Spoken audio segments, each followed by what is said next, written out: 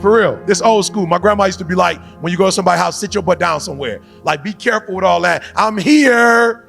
That turns people off. Look at me. That turns people off. Just find somewhere to serve and serve. Or if you can't find nowhere to serve, sit your butt down and observe. Sit down and observe. Observe where you can serve. Right? So don't do all that talking. Don't be running your mouth. Just sit down somewhere. They know you there. They invited you. So sit down and go, okay, where can I serve? So I was like, all right, Tony, I got you. And I knew what he said. Can I be real? It stung a little bit. It did. It stung a little bit. You know what I'm saying? But I was encouraged because I knew what to do the next time. And so the next time I was with the big boys, I act like I belonged there. So I wasn't over talking, nervous, shaking. I was like, yo, I belong here. For some of you, the next level is just accepting that you belong there, right? Like forgetting your past, forgetting where you come from, not worrying about what you think you don't have yet. Just relax and you belong there. So the next meeting after, they trained me and we talked, the next call was like, yo, E, what you doing tomorrow? I'm like, I don't know, what's up? He was like, Warren Buffett's coming to town. I'm only inviting 30 people to come and I want you to be one of them. I'm like, I'm there. I'm like, where you want me? He was like, downtown Detroit. I was like, Woodward. I was like, I'll be there, right? No talking, no nothing. I don't have nothing to say. I didn't ask, why you want me to come?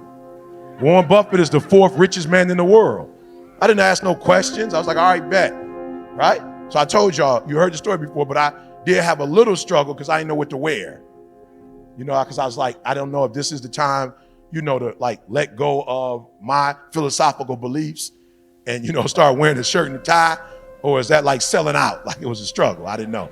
I was like, do I sell out? You know what I'm saying? Or do I just be myself, right? And I kept hearing God say to me, if you go out yourself.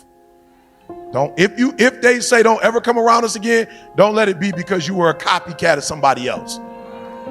Like if you go out you. So I was like, all right, cool. So I pull out a pair of J's that I never wore. You know what I'm saying? I keep about 4 pair of J's that I'm in the box right now that I don't take out, but for special occasions. You know what I'm saying? Somebody close to me die. You know what I'm saying? I gotta go to a funeral. I don't want to wear no old J's. You know what I'm saying? I got a pair of jeans that I keep fresh. I got like 6 execution shirts that I haven't opened yet. You know what I'm saying?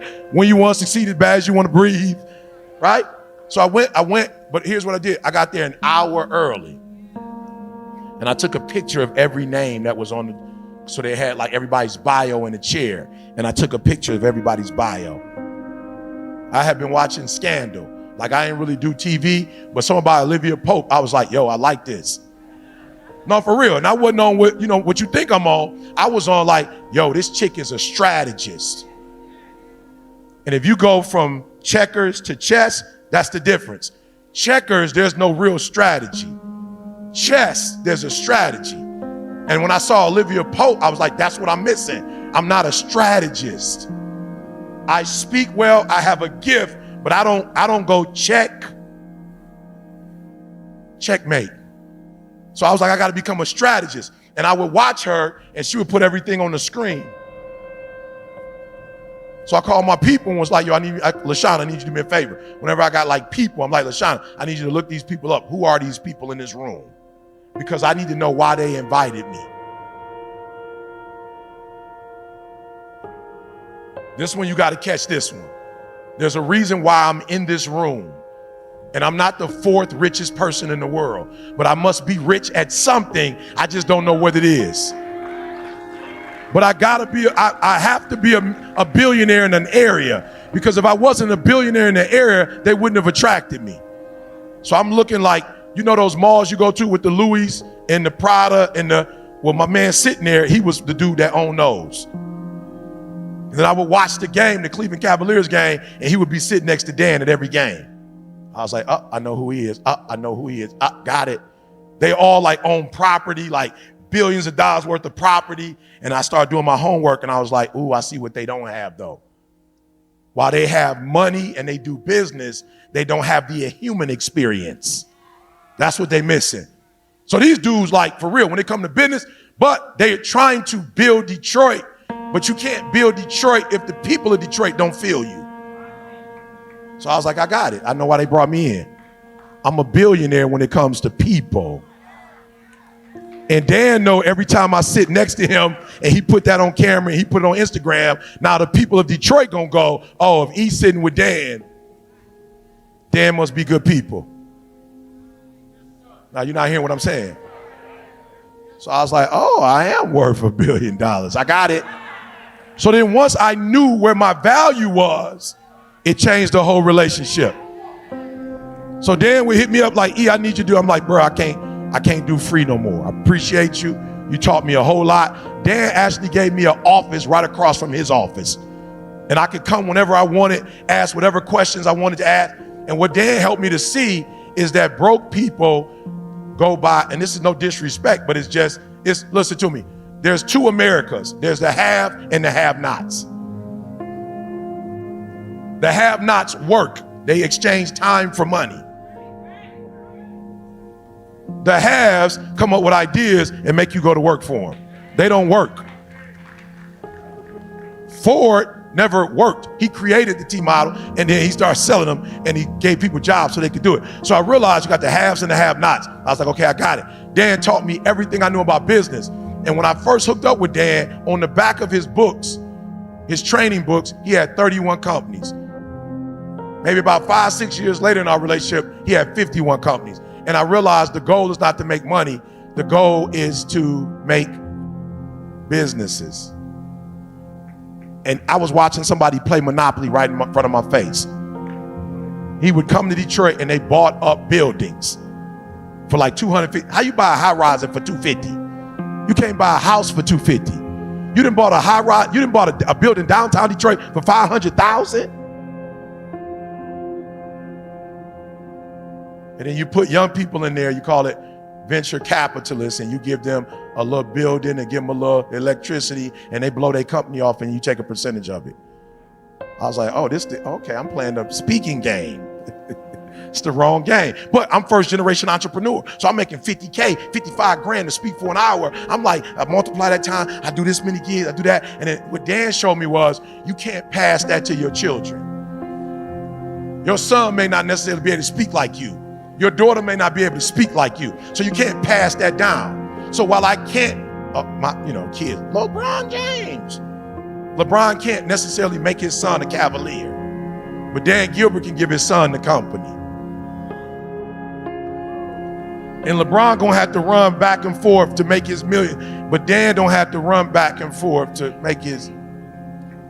And you got to stop playing basketball probably about 35. If you sweet 40, but you at the end of your career. At 40, owning a team, you just getting started. So I was like, oh, there's a different game. I'm playing the speaking game when I should be playing the business game. All right, so we're going to do this. I'm going to let you go. We're going to get started. All right, so somebody, my mathematician, pull out your phone real quick. You got the calculator on. Who's my math person in the room? Where you at? Where you said? Right here. Where are you? Okay, you ready? All right, let's go. Get the camera. Get the screen up. We're going to have some fun today. You ready? All right, so Warren Buffett said a lot of stuff. But the thing I catch the most is he said he just bought Coca-Cola. I'm in the room, people saying they bought, I love people. I ain't tripping. But I'm in the room with a dude who said he just bought Coca-Cola. Like for real, you'll hear our people geeked up. I just bought a Lambo. You know what I'm saying? My man geeked. I live in the A. I just bought a mansion. My man was like, I just bought Coca-Cola. And at that time, he was driving a Lincoln Continental.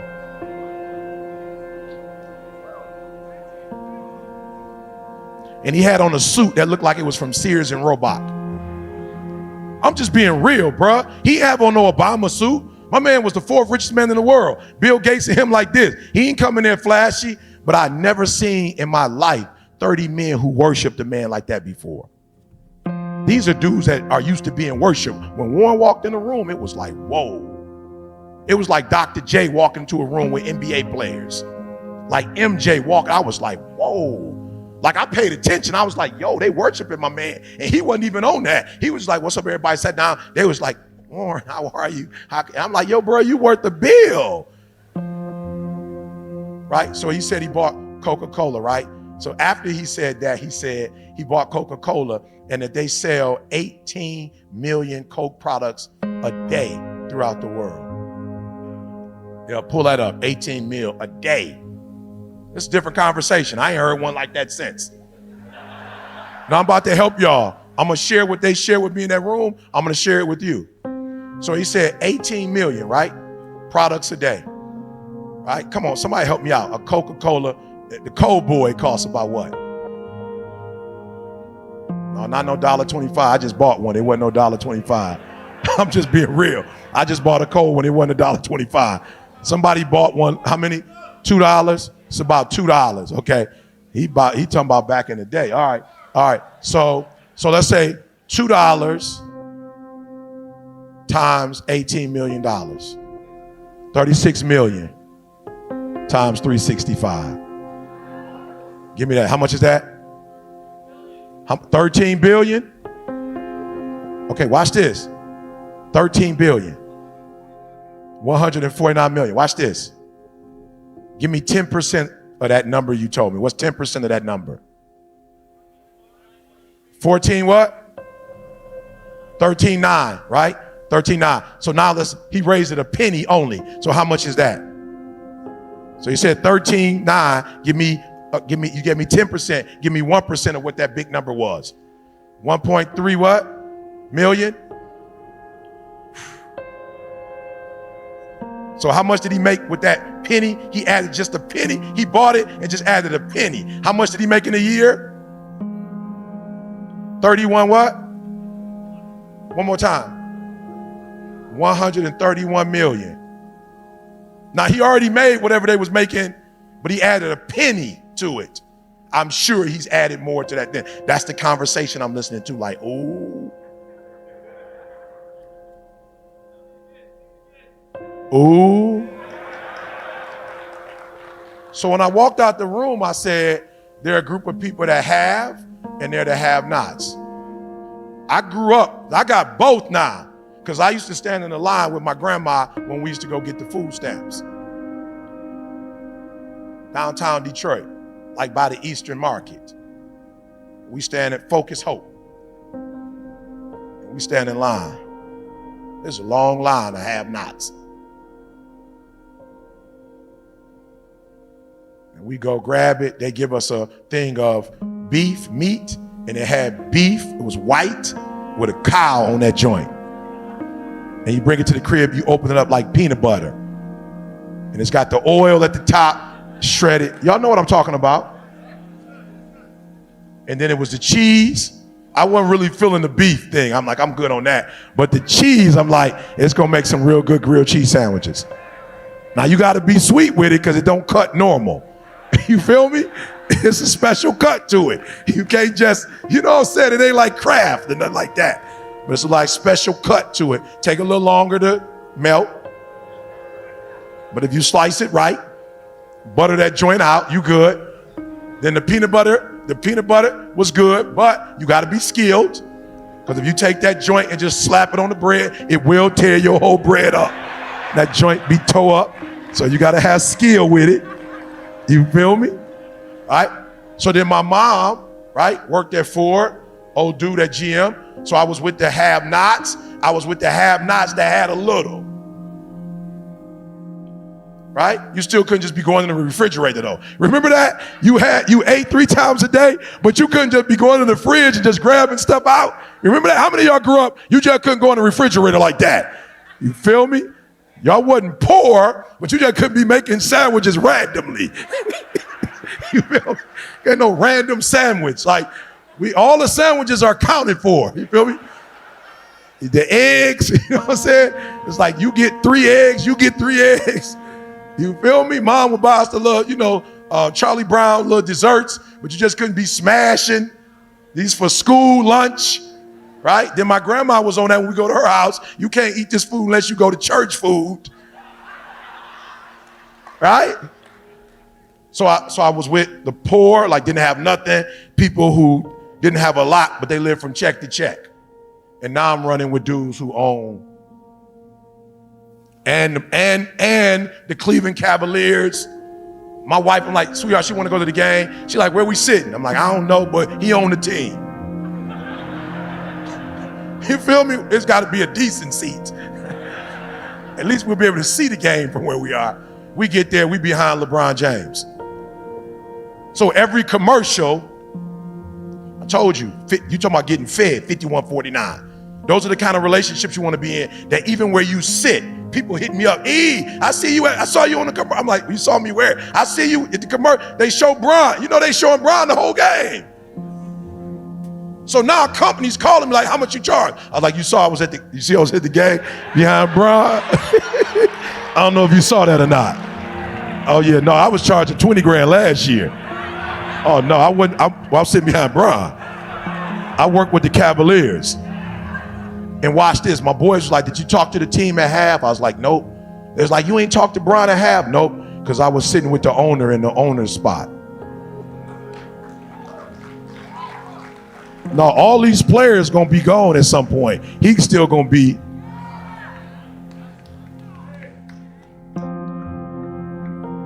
All right, so I want you to be honest on this piece of paper. I know you're not in the welfare. You wouldn't be here if you was on that, right? But I need you to identify where you are and where you like to be, right? And don't let your pride get in the way. It's okay. Don't let your pride get in the way. We ain't on pride right now. This is where I am, but this is where I'd like to be financially.